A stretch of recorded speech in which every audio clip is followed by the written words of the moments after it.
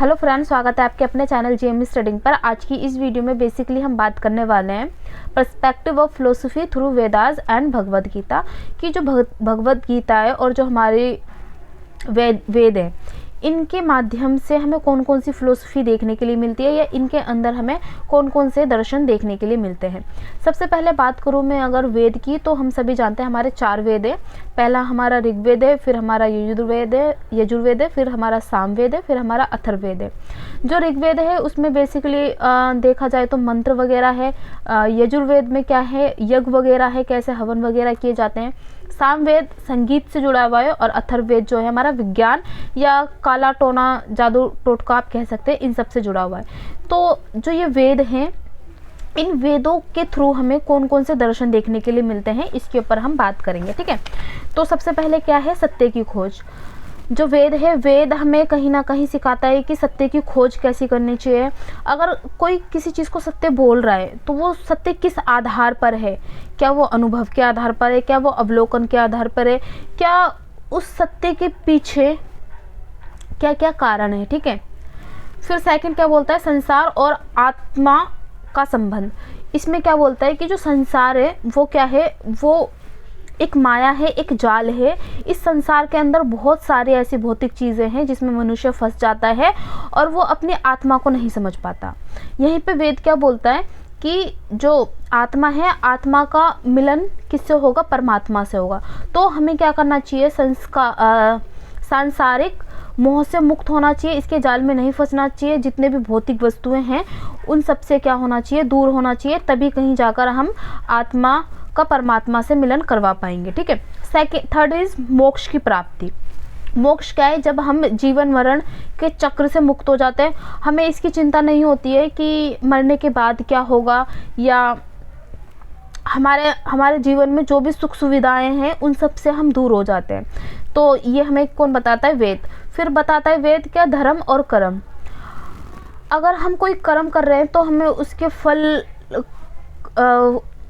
कर्म करते जाना है और फल की चिंता नहीं करनी है। ठीक है, कोई भी कर्म कर रहे हैं तो जाहिर है कि उसके कुछ ना कुछ परिणाम होंगे, और अगर हम कोई काम नहीं कर रहे हैं तब भी उसके क्या परिणाम होंगे, कुछ परिणाम नहीं होंगे। ठीक है, धर्म क्या है, धर्म हमें नैतिकता सिखाती है। धर्म के माध्यम से हम क्या करते हैं, अपनी लाइफ को चलाना, कैसे हमें अपनी लाइफ जीनी है वो सिखाते हैं। लाइक धर्म के अंदर हमारे बहुत सारे रीति रिवाज, संस्कृति, त्योहार, ये सब आते हैं। ठीक है, तो धर्म क्या है, हमें हमारी लाइफ का एक सर्कल बताती है। ठीक है, कि पहले ये करना, ये करना, ये करना। और धर्म के अंदर हमें बहुत सारे ज्ञान भी मिलते हैं।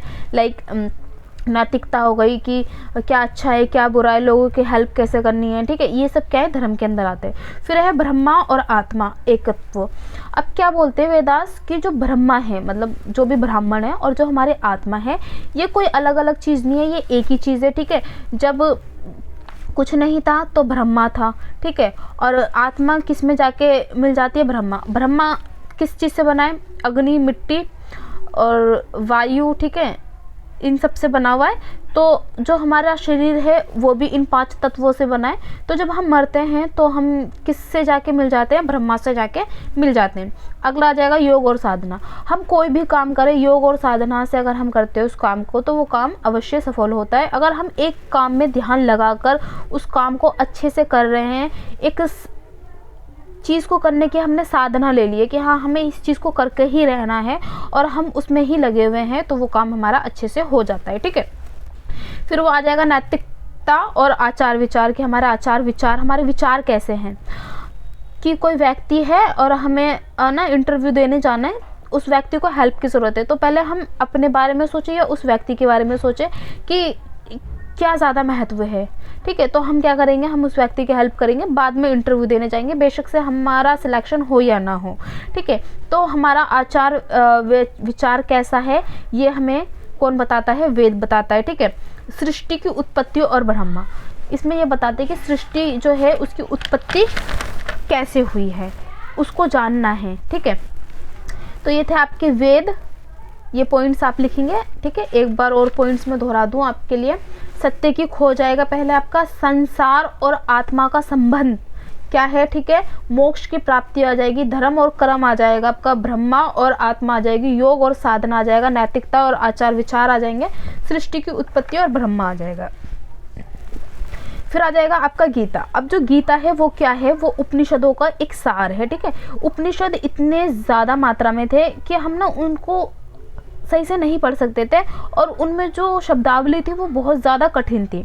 तो उन उपनिषदों का क्या किया, गीता में एक सार दे दिया कि आसान शब्दों में दे दिया और उसको ना बहुत छोटा रूप कर दिया उसका, ताकि हम उपनिषदों को समझ सके। तो बेसिकली हम क्या देखेंगे, जो वेद में थे वही हमारे उपनिषद में आएंगे, ठीक है। फिर भी मैं एक बार पढ़ देती हूँ। जैसे इसमें है आपका दर्शन क्या है, अद्वैत सिद्धांत। अद्वैत सिद्धांत क्या होता है, जिसमें कोई ईश्वर नहीं होता, कोई भगवान नहीं होता, ना एकेश्वरवाद होता है, ना अनेक बहुवाद होता है, कुछ नहीं होता। इसमें हम क्या बोलते हैं, जो हमारी आत्मा है वो परमात्मा से मिलती है। अब हम क्या है, परमात्मा का ही एक अंग है। जब इसको ऐसे समझिए, एक सागर है और सागर की एक बूंद है, ठीक है, सागर की बूंद है। तो अब क्या होगा, जब हम मरेंगे तो उस सागर में मिल जाएंगे। हम एक बूंद है और परमात्मा क्या है, सागर है, ठीक है। जब हमारी मृत्यु होगी तो जो एक बूंद है हम क्या करेंगे, सागर में जाके मिल जाएंगे। इतना समझ लीजिए, परमात्मा क्या है, आपका सागर, और हम क्या है, उस सागर की एक छोटी सी बूंद है। तो हम ना परमात्मा से अलग नहीं। जब हम मर जाएंगे तो हमारी जो आत्मा है वो क्या होगी, परमात्मा में संगलीन हो जाएगी, ठीक है। फिर सेकंड ये बोलता है कर्म और निष्काम फल। मतलब कि कोई भी आप कर्म कर रहे हो ना, तो उसकी फल की चिंता मत करो, चाहे वो कैसा भी कर्म हो, ठीक है।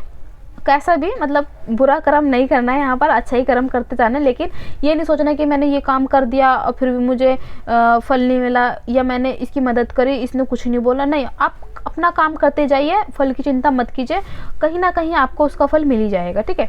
फिर अगला आ जाता है योग के सिद्धांत।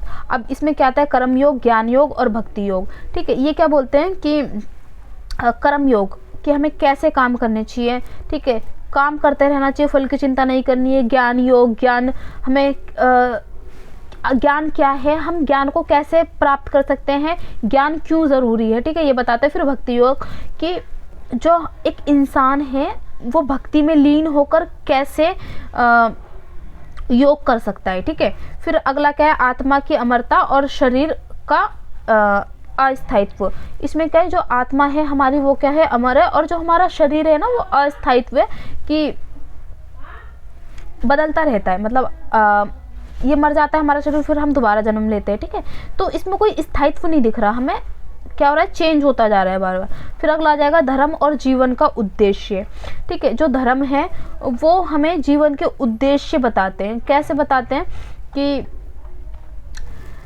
लाइक मान लीजिए हमारे त्योहार है, ठीक है, उन त्योहारों के पीछे की जब हम कहानियाँ पढ़ते हैं तो कहीं ना कहीं हमें उसमें अपना एक उद्देश्य मिलता है। अब जैसे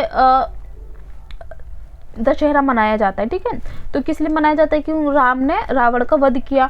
तो ये कहीं ना कहीं हमें ये बताता है कि अगर हम कुछ गलत करते हैं तो हमारा अंत ऐसा होगा, ठीक है। इसी के साथ साथ हमारा उद्देश्य क्या बताता है ये, कि हमें अपने माता पिता की आज्ञा का पालन करना चाहिए, हमें एक ऐसे व्यक्ति के रूप में रहना चाहिए जिसे सब पसंद करें, ठीक है। खैर आज के टाइम पे ये लागू नहीं होता है, पर जो गीता है ये बताती है हमें। अब जैसे कृष्ण हैं, कृष्ण ने गीता में कई सारे उपदेश दिए हैं। उन्होंने कहा है कि आप कर्म करते जाइए, फल की चिंता मत कीजिए। तो हमारा उद्देश्य क्या है, कर्म करना, फल की चिंता नहीं करना, ठीक है। हमारा उद्देश्य क्या है, एक अच्छा व्यक्ति बनकर निखरना, ठीक है। हमारा उद्देश्य क्या है, जो भी हमारे लक्ष्य है उसकी प्राप्ति करना, ठीक है। तो ये है, तो इसके पॉइंट एक बार और मैं दोहरा देती हूँ। अद्वैत सिद्धांत, कर्म और निष्काम कर्म, योग के सिद्धांत, आत्मा की अमरता और शरीर का अस्तित्व या शरीर का नाश बोल सकते हैं आप, ठीक है, धर्म और जीवन का उद्देश्य। तो ये आपके गीता के थे, ठीक है। आई होप आपको समझ में आए होंगे। Thank you.